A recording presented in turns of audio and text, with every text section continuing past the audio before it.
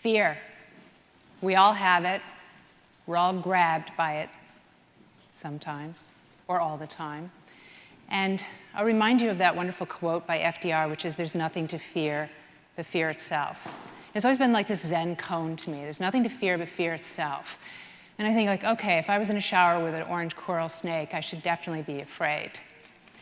But it's those other fears, like the fear of public speaking, which is the #1 fear, ahead of even the fear of death. So you should all have great compassion for us up here today.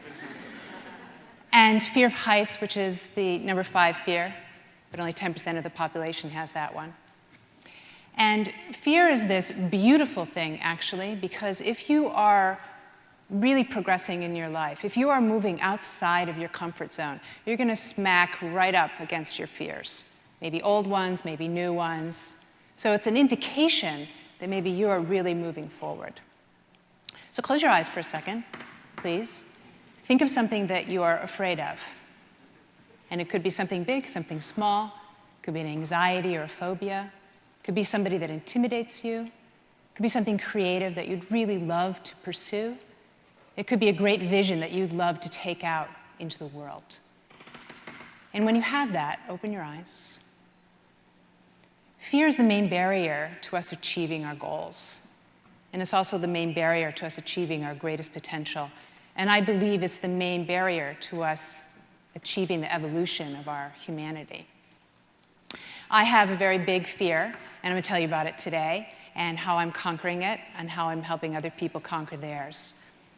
Over the last few decades in my private practice in Los Angeles, I've had the privilege of working with people at the top of their game on a world stage, creatives and artists, and helping them develop their personal and their professional lives.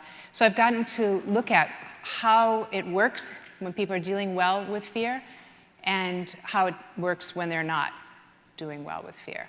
And I've been able to see patterns. And I've developed a simple philosophy, because I think simple is always good. I like simple. I like breaking it down into the essence of simple. And the first part of that is this lovely binary system of fear and its opposite, love. And every thought, every emotion, every action we take is either born out of fear or it's born out of love. And fear is everything that contracts us, makes us feel separate from other people, causes pain and suffering, limitation, paranoia. And love is everything that's expansive, makes us curious, makes us feel connected to other people, makes us want to engage with other people and engage with life. So a fear thought might be, you know, of course I'm not going to take that thing out into the world because I'm probably going to fail or be rejected, humiliated. And besides that, that other person is blocking me anyway. And a love thought, and the same thing would be, of course I'm going to take this out into the world. Of course I'm going to try. Trust life. Trust myself. I'm resilient. So both of these worlds live in us, and we live in both these worlds. We live in a world of love, and we live in a world of fear. And after 30,000 sessions that I've done, I was able to observe over and over and over and over again that we have these two main beautiful energies in us, what I call heart and spine. And heart is our empathic side. It's our incredible side that wants to connect with other people, that feels like we care. We can have empathy. We can put ourselves in somebody else's shoes, feel their pain, their suffering, their joy, and their happiness. And we're all wired for this from birth, unless you're a sociopath, and that's only 2% of the population, but the rest of the 98% of us are wired for this. We want to tell our story. We want to hear other people's story. We want to love and be loved. The other part of us, spine, which we also are wired for, and that is our human survival instinct. It's our animal self. It's fearless. It's ferocious. And it doesn't want to give up. It never wants to quit until it conquers what it wants to do. So both of these we need, and we're wired for both. But left on their own, they're quite unproductive. And actually, it's what separates them is fear. It keeps them in a separate state. You can all imagine, we all know somebody who's all heart. And this person lacks courage. They lack the courage to take their brilliance out into the world for fear of rejection, for fear of humiliation, for fear of being controversial. And so they're very lovable, and we want to be close to them. We want to be their friend. But we feel sad for them. Their dreams remain unrealized, and they remain in a passive state. Then there's the person that's spine, or way too much spine. And they're usually incredibly ambitious, incredibly successful, and we really admire that success, but they lack the ability to deeply connect with others because they fear vulnerability. They see it as a weakness, and they see the vulnerability in other people as a weakness, usually to be exploited. So we might admire this fearlessness, but we don't really want to be their friend. So imagine if we took all spine people and put them in San Francisco, and all heart people and put them in the East Bay. Imagine there's no bridge. A lot of you get that, okay. So the all heart people would fear the bullies of the all spine people. And the all spine people would fear the hippie, empathy, lovey-dovey people and see it as a weakness. But really, we're incomplete. We're incredibly imbalanced if these two are separated by fear. And in my analogy here, fear would be the bay. It would be the void there. Fearless empathy is what creates that bridge between these two polarized worlds that live inside of us, every one of us.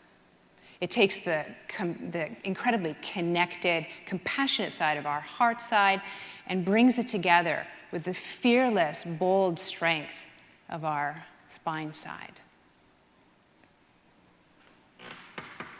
All right, fear I talked about, well, it's fear of heights, and I've had a rather intense version of fear of heights.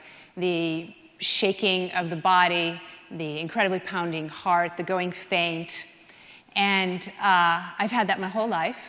And recently, I fell in love with Ben, who you heard talk this morning about the lovely Bay Bridge. And he did an amazing job about balance and resilience this morning with the technology problem, right? We're all like very impressed with him. And he said, hey, you know, if you ever would like, I would love to invite you up to take a walk up the cables, up to the very top of the bridge. And I was like, that's never going to happen. And my fear was so intense that I didn't even want to have a hotel room above the 3rd floor. This is the honest truth. Let alone look over a cliff, let alone anybody else looking over a cliff. And he was like, okay. So then what I really thought about it, and I thought, wow, this fear is blocking me from doing this maybe once in a lifetime thing that only a few people have ever done. And it's also a way for me to practice what I preach. I've helped thousands of people transform their lives, transform their fears. And I really felt a little bad that I'd never really applied it to this fear. And so I thought about it and I go, okay, that's what I'm going to do. I'm going to try what I teach on this particular phobia of mine. And so what I did is I started to prep and train. And the first part of that was to say, okay, is it safe? Yes, it's safe. We'll be clipped in, relatively safe, unless you faint, and then you drop off, and then they have to lift you back up, but it's safe. And the other thing was, in Ben, studying him, he was fearless of heights. So I got to watch what did that look like? What did that story look like in somebody? What did their body look like? They're calm, they're grounded, they seem relaxed, they seem happy and joyous. Complete opposite of my fear story. So I got to study what fearless story about heights looks like. And the other thing that he had that was extremely important was empathy for people that had the fear.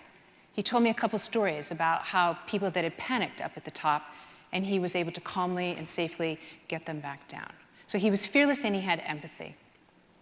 So the next step of my preparation was to do something like, Madame Curie has a beautiful quote that is like, nothing in life is to be feared. Nothing in life is to be feared. It is only to be understood. So I had to go about understanding the more difficult territory, which is my entire psyche, my physiology. How did this story happen inside my body? And the way I did it was I used my Imagine This Way in a 3-part, 3-step process. And the first was to take each thing, okay, that's just one, that story of my buckling knees and my pounding heart is a story from one neuronal cell along a neuronal pathway to another neuronal cell. And what I wanted to do was separate, almost freeze frame out every one of the elements that related to my fear of heights.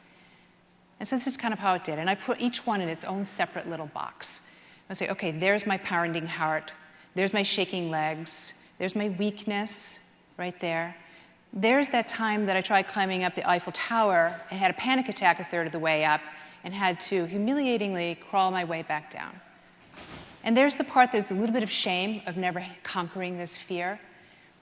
And there's that fear part of like, I'm probably never going to make this happen. So, but then I found out, where's my heart? Where's my spine? There's my joy right there. There's my calmness. There's that fearlessness I saw in Ben that I have in other areas of my life. I'm going to bring that over. There's the pride that my kids will have and the smiles on their faces when I've overcome this fear. And I kept finding every single thing, the calmness, the breath, the joy, the expansion, the conquering of this fear, my strength, my boldness. And what I did was I took each one of them, put them in all the boxes, and I put all the boxes into this beautiful open field under a blue sky. And there they all were, all the elements freeze-framed out. And I fearlessly felt each one. And then what I did is I walked through that beautiful field. And I would pick up only the elements that would create a new story about fear for me. And I would walk right by all the fear boxes and just feel empowered with all the new stories, the calmness, the joy, and the strength. And because this was a very intense fear, I had to do this every day for about 2 months. Then came the day to actually do it, and I saw the bridge as this incredible metaphor of climbing from the bottom all the way up to the top. And the ability to use my heart and spine to do this. And the first thing you have to do is you have to climb this ladder that's, I don't know, it's almost as high as this, and it's rung over rung over rung. And the only thing between you and several hundred feet below the ocean is these rungs of this ladder. And I was doing great, I was doing fine. About the 9th one up, the panic hit. Heart started pounding, head weak, and actually weakness in my hands, like, oh boy, I'm not gonna be able to do this. And I thought, you know what, you've made a mistake, go back down, get in the car. And then I remembered, no, you have a new story. You have a new story. And I found my strength, I found my compassion, forgave myself for panicking again, and I started to climb back up. And guess what? I actually did it. I'm there.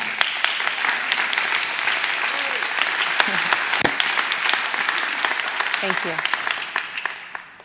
And this is just a minor phobia that I've used this on for myself. But think about all of the things that we could use this on. Because to have deep, meaningful relationships, we need both a lot of heart and a lot of spine to be authentic and fearless in intimacy. And we need a lot of heart and a lot of spine to chase our dreams and do inspiring work that helps to make the planet a better place. All great leaders use heart and spine. Think of Nelson Mandela, who actually could have come out of prison after 27 years and been bitter and used all spine, but he didn't. He not only forgave his captors unconditionally, he led a nation out of crisis and became a shining example for all of us. Think about that fear that you had earlier, a few minutes ago. Could you use your heart and spine to conquer it, to overcome it? It takes one person to change the world. Imagine if we did this in a collective way, what the impact would really be. So I would like to empower you to take your magnificent heart boldly, fearlessly out into the world and make beautiful stories. Thank you.